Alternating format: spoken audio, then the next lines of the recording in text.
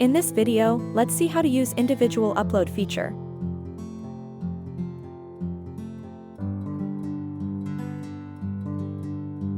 From the yCrash dashboard page, click on the Upload Incident menu item.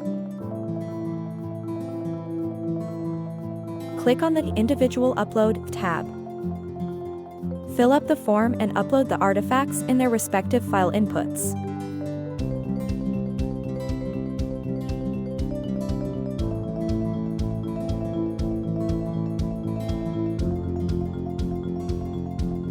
You can upload the files whichever you want to analyze.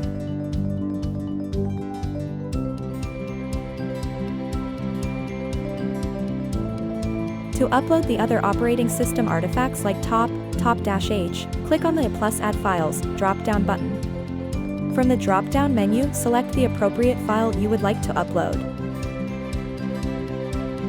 After uploading all the files, just click on the Upload button. Now all artifacts will be analyzed and you will be taken to the RCA summary page, displaying the root cause of the issue. Thank you for watching this video and follow us for more updates.